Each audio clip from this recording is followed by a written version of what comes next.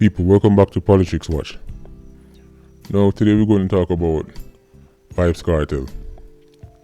Now, a lot of time when people talk about Kartel and the many mistakes he's made, people often talk about how he treated some of his artists, such as Gaza Kim or Black Rhino. People talk about the incident that led to him being in prison right now, the Lizard incident. People say, oh, he shouldn't have recorded this, he shouldn't have done that.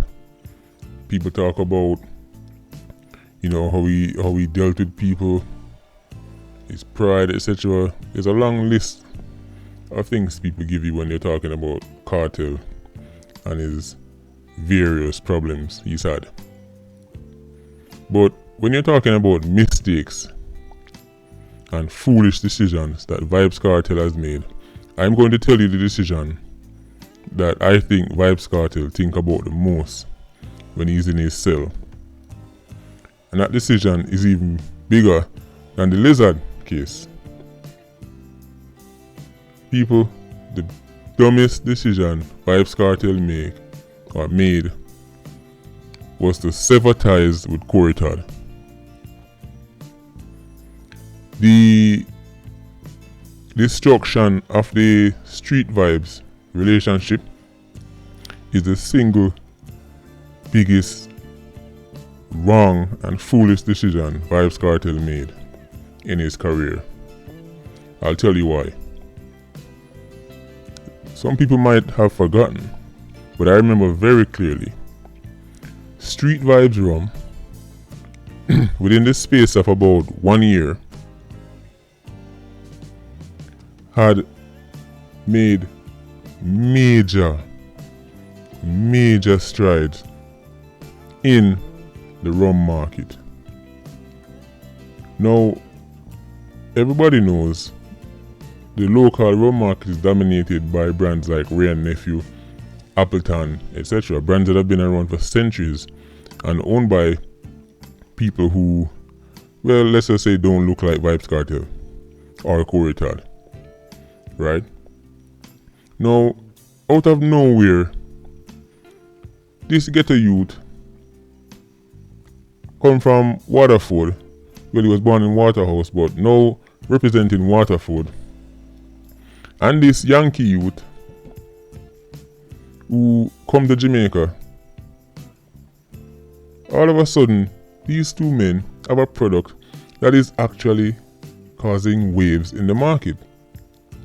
Listen, I was traveling abroad when Street Vybz Rum came out, and I remember clearly Jamaicans in places like New York, Miami, London, they were giving people money to buy Street Vybz Rum to bring up from Jamaica. That's how in demand it was, and it was the perfect relationship. You had at the time, arguably the hottest DJ in the streets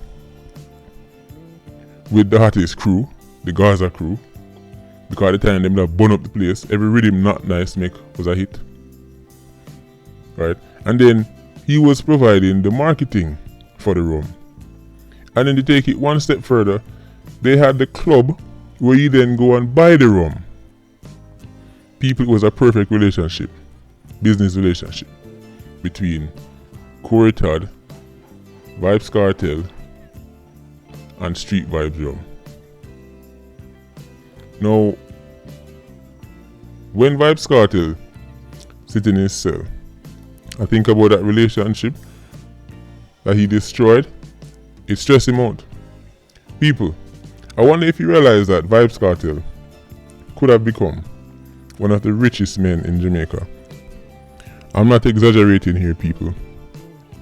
The rum market in Jamaica, right, is a multi-billion-dollar industry.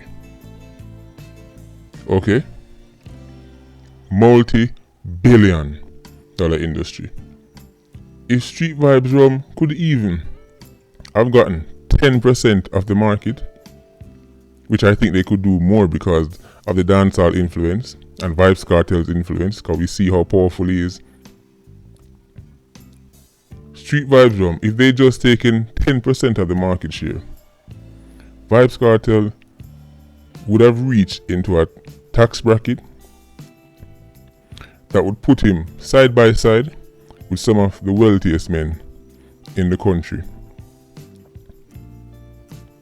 That is what stresses out Vybz Kartel when he's sitting in his cell.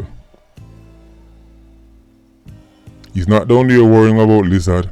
He's not down there worrying about what happened to Gaza, Kim and Ryan and who get beat up and who for artists and get paid and who Javinci and get paid. He's not worrying about that. Vybz Kartel is missing the opportunity that he had with Street Vibes Drum. Because we saw that after him and Courtad fall out, Courtad went and got Beenie Man. He also had Idonia at one point. And it didn't work. As great as those artists were, that particular time was Vybz Kartel's time. He had the Jamaican public, young, middle and old, eating out of the palm of his hand. If he tell them, say, yo, drink bleach, look like people that go drink bleach. That's how influential Vybz Kartel was back then. He's not in the streets now, so we don't know if we can, so we can't see how influential he is now, but I know for a fact back then Vybz Kartel was that powerful. Vybz Kartel could have made real money. And when you look at why him and Courtad fall out, it's nonsense. Male egotistical nonsense. He himself said it later on down the road. That his people around him push him to fall out with Courtad. This is why you can't listen to Tiki Tiki. Because Vybz Kartel at the time was surrounded by a lot of 87 Octanes. And we all know 87 Octanes are usually short-term thinkers and they're hot-headed. So the first dispute him and Courtad have, the people them around him are like, yo, they take this from them boy, who them boy, you're the real man. Nonsense. He should have surrounded himself with people who are more business-minded, who would have said to you, listen, don't because of a small disagreement, you miss out on the opportunity to make hundreds of millions, possibly billions. A small thing that man, we can work it out. Those are the people Vybz Kartel should have had around him. Instead of have some idiot around him. And well, we all see where him end up. People in this world is very rarely Jamaicans, especially black Jamaicans, get a chance to achieve real success. If the opportunity presents itself to you, don't let, because of foolish pride and ego, you blow the opportunity. Because most people only get one big shot in life. As big as Vybz Kartel is with music, he would have been 100 times bigger with Street Vibes Drum. Because that would have spin off into other products. That right there is the dumbest decision Vybz Kartel made. Destroying the link with Courtad. And I'm not saying Courtad is innocent in all of this, right? What I'm saying is, at the time, Vybz Kartel was the aggressor. We must go back to the time. Remember, even Courtad have to come on TV and he talk about how him fear for him life and I mean, he was probably exaggerating. But Vybz Kartel at the time was acting like a loose cannon, like some kind of maniac. Right? He was drunk with power. Drunk with power. When he should be drunk with street vibes. But people, as I said, in my opinion, that's the dumbest decision Vybz Kartel made in his entire career. Destroying the street vibes thing. If Vybz Kartel had street vibes going and was worrying about street vibes, he would have the time to get caught up in the whole Lizard incident in the first place.